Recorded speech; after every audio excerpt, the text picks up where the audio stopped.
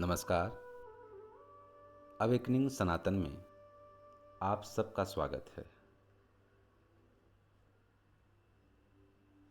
शिव पुराण विद्वेश्वर संहिता अध्याय 17वां पापी गुड़ निधि की कथा। सूत जी कहते हैं, हे ऋषियों, तत्पश्चात नारद जी ने विनय पूर्वक प्रणाम किया और उनसे पूछा, भगवान शंकर कैलाश पर कब गए और महात्मा कुबेर से उनकी मित्रता कहां और कैसे हुई? प्रभु शिव जी कैलाश पर क्या करते हैं, कृपा कर मुझे बताइए। इसे सुनने के लिए मैं बहुत उत्सुक हूं। ब्रह्मा जी बोले, हे नारद, मैं तुम्हें चंद्रमौली भगवान शिव के विषय में बताता हूं।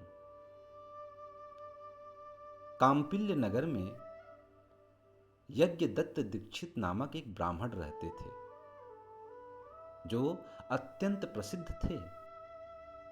वे यज्ञ विद्या में बड़े पारंगत थे। उनका गुणनिधि नामक एक 8 वर्षीय पुत्र था। उसका यज्ञोपवीत हो चुका था और वह भी बहुत सी विद्याएं जानता था, परंतु वह दुराचारी और जुआरी हो गया।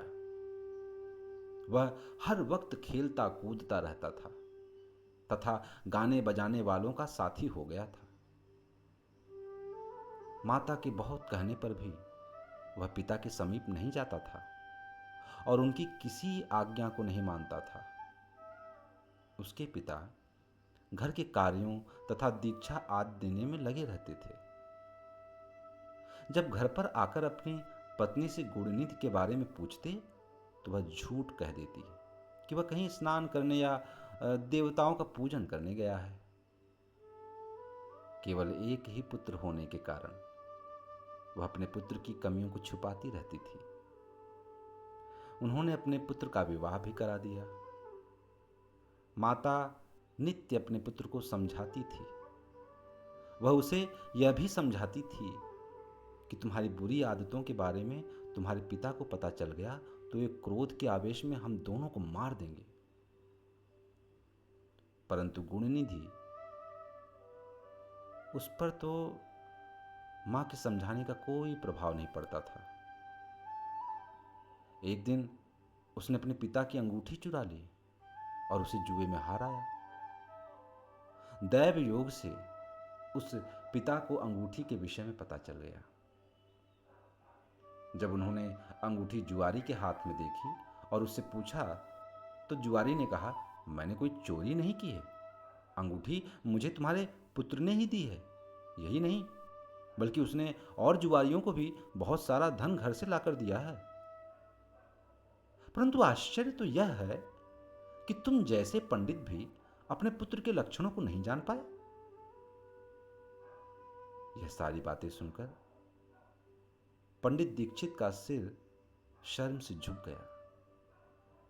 वे सिर झुकाकर और अपना मुंह ढककर अपने घर की ओर चल दिए।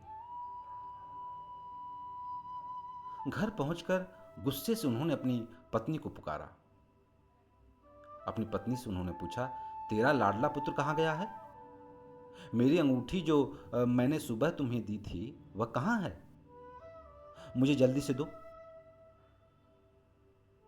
पंडित की पत्नी ने फिर झूठ बोल दिया, मुझे स्मरण नहीं है वह कहां है।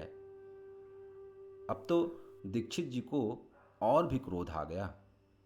वे अपनी पत्नी से बोले, तू बड़ी सत्यवादिनी है, इसलिए मैं जब भी गुणनिधि के बारे में पूछता हूं तब मुझे अपनी बातों से भला देती है। यह कहकर दीक्षित जी घर के अन्य सामानों को ढूंढने लगे, किंतु उन्हें कोई वस्तु न मिली, क्योंकि वे सब वस्तुएं गुणनिधि जुए में हार चुका था। क्रोध में आकर पंडित ने अपनी पत्नी और पुत्र को घर से निकाल दिया और दूसरा विवाह कर लिया।